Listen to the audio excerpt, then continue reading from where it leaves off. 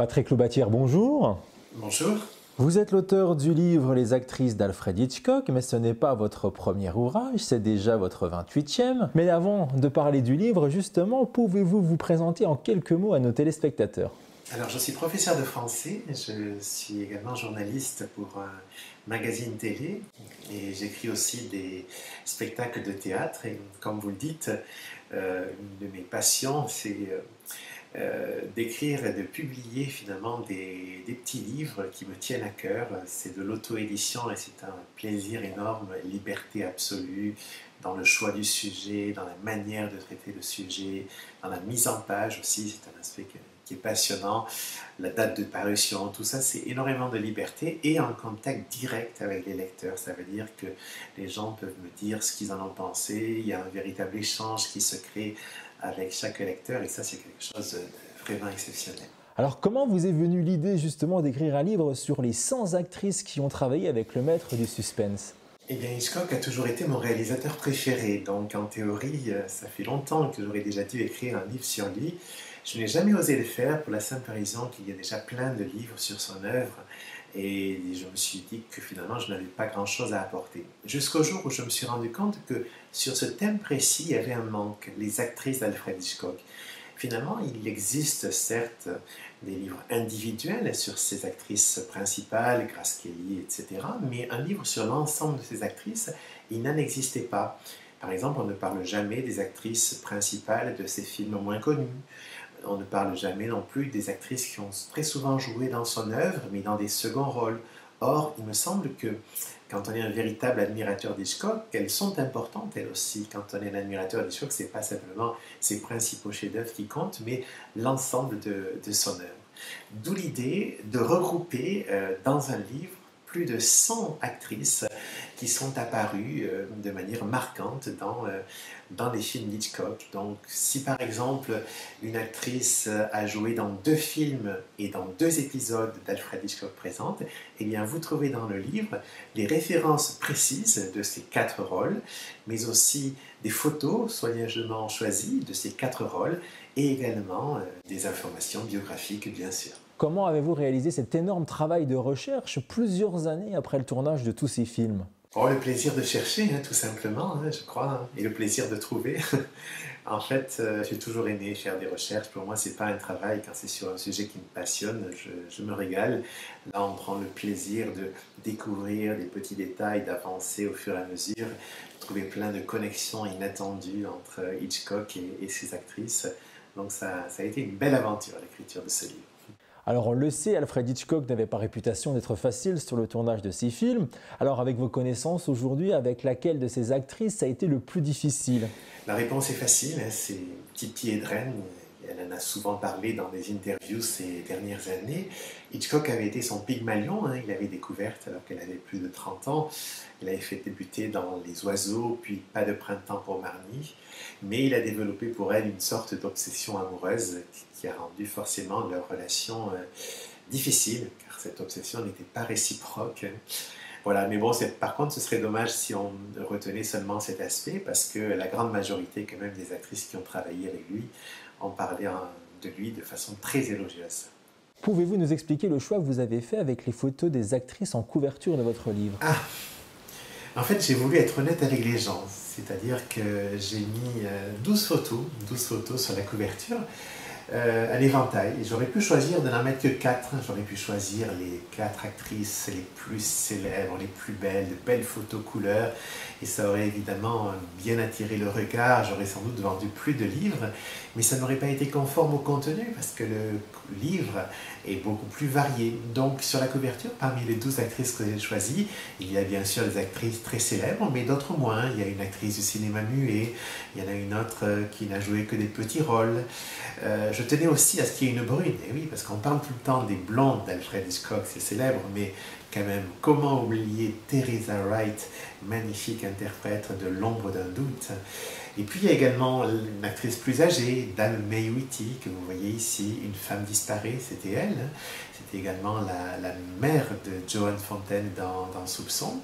Et il y en a également une très jeune, Nova Pilbeam. Qui parle de Nova Pilbeam? Quel dommage quand on oublie, parce qu'elle était absolument fantastique dans Jeune et innocent en 1937. Elle avait 17 ans à l'époque, 17 ans, plus jeune actrice d'un film d'Hitchcock, plus jeune héroïne d'un film d'Hitchcock. Et avant cela, elle avait même déjà été la jeune fille qui se fait enlever dans la première version de L'homme qui en savait trop. Dans le livre, vous racontez quelques anecdotes sur ces actrices. Pouvez-vous nous en raconter une, histoire de donner un petit peu l'eau à la bouche aux personnes qui nous regardent?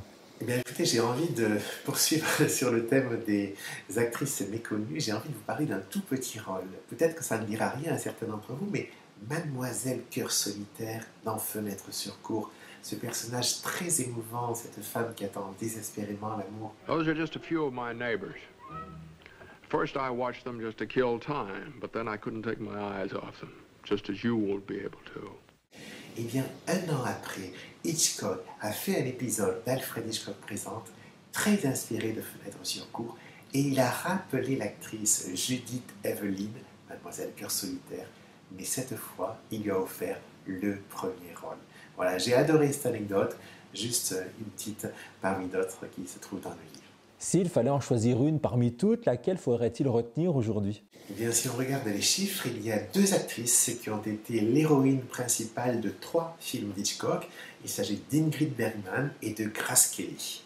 Alors maintenant, si on devait en citer qu'une seule pour répondre à votre question, je pense que ce serait Grace Kelly, parce que l'un des 3 films d'Ingrid Bergman n'a pas du tout fonctionné, c'était Les Amants du Capricorne, alors que les 3 films de Grace Kelly avec Hitchcock sont tous devenus des grands classiques, que ce soit Le Crime était presque parfait. A married woman with a two-party line to your affections.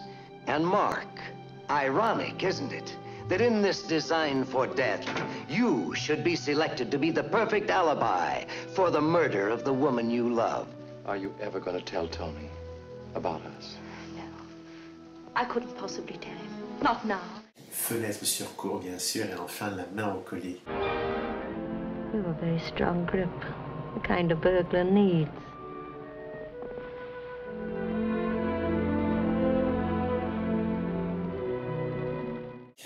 Donc voilà, ce serait elle, l'actrice hitchcockienne par excellence, mais je n'invente rien, je crois que c'est une évidence. Par contre, ce qui est intéressant, si on va un petit peu plus loin, c'est qu'il y a une actrice qui a été dirigée, une actrice de premier plan, je ne compte pas les seconds rôles, il y a une actrice de premier plan qui a été dirigée 4 fois par Hitchcock, et c'est Vera Miles. Et oui, Vera Miles, dans 2 films, Le faux coupable et Psychose, et dans le téléfilm, l'épisode pilote d'Alfred Hitchcock Présente, c'est donc elle qui a lancé cette très grande série, et enfin, une sorte de petit téléfilm indépendant d'1 heure. Et en plus de cela, elle a joué dans 2 autres épisodes de ces séries télé, donc ça ferait 6, mais cette fois-ci non dirigées par Hitchcock. Alors pourquoi je vous raconte cela? Je vous raconte cela parce que chaque fois qu'on parle de Vera Miles à propos d'Hitchcock, vous pouvez vérifier la quasi-totalité des articles, reportages ou autres, c'est pour parler du fait qu'elle a préféré avoir un bébé plutôt que de devenir l'héroïne de Vertigo, Sueur froide, alors que Hitchcock, il tenait à faire d'elle une star. Et je trouve ça assez hallucinant que cette pauvre Vera Miles, on parle toujours de la chose qu'elle n'a pas faite avec Hitchcock, alors qu'elle a tant fait avec lui. Et j'insiste bien sur le fait que c'est elle qui qui a été le plus souvent dirigée par Hitchcock parmi les actrices de premier plan. Et dans le livre, je cite une de ses très rares interviews en 1983 où elle dit qu'il y a toujours eu beaucoup de respect entre elle et Hitchcock. Parmi toute la filmographie d'Alfred Hitchcock, et elle est nombreuse, lequel de ces films vous passionne le plus? Ah, là, franchement, c'est trop difficile. Je crois d'ailleurs que c'est ce qui fait la force d'Hitchcock. C'est que je pourrais vous citer 20 films en réponse à cette question et je serais crédible pour les 20. Vous vous rendez compte, s'il n'avait fait que Psychose, on dirait quel génie. S'il n'avait fait que Fenêtre sur cour, on dirait quel génie. S'il n'avait fait que Vertigo, on dirait quel génie. S'il n'avait fait que La mort aux trousses, on dirait quel génie. Mais il a fait chacun de ces films. Et il a fait aussi Rebecca, et L'inconnu du Nord Express, Les Enchaînés, Les Oiseaux, L'ombre d'un doute, Le crime était presque parfait, Les 39 marches, Une femme disparaît, etc., etc. vraiment fabuleux. Alors comment pouvons-nous nous procurer votre livre? Un seul endroit, sur le site officiel. Donc l'adresse c'est alfredhitchcock.bigcartel, c'est le seul mot un petit peu compliqué, bigcartel.com. Voilà, donc il est possible de le commander en quelques instants par PayPal ou bien par l'envoi d'un chèque à l'adresse qui est indiquée sur le site. Et bien évidemment, c'est avec grand plaisir que je dédicace les livres aux personnes qui le souhaitent. Il suffit de le demander lors de la commande. Avant de nous quitter, comme il est tradition dans l'émission, pouvez-vous nous raconter votre premier souvenir dans une salle obscure? C'est la première fois qu'on me pose cette question. C'était la guerre des boutons. Oh, le plus gros mot qui commence par C, qu'est-ce que c'est? Je connais pas de gros mots, moi. On dit... La guerre des boutons. Je ne sais absolument pas pourquoi d'ailleurs ce film repassait au cinéma à ce moment-là, mais mes parents m'y ont amené quand j'étais petit. Et c'était la première fois que je rentrais dans une salle de cinéma et j'en garde un très très bon souvenir, à tel point que, étrangement, je n'ai jamais voulu revoir ce film jusqu'à maintenant. Ah ben la vie, si j'aurais su, j'aurais pas venu. Alors, je le regarderai sans doute un jour, mais je crois que pour l'instant, j'ai voulu en garder mon souvenir d'enfant dans cette grande salle de cinéma que je découvrais pour la première fois. Patrick Loubatière, merci beaucoup pour cette belle rencontre littéraire et cinématographique. Merci beaucoup, à bientôt.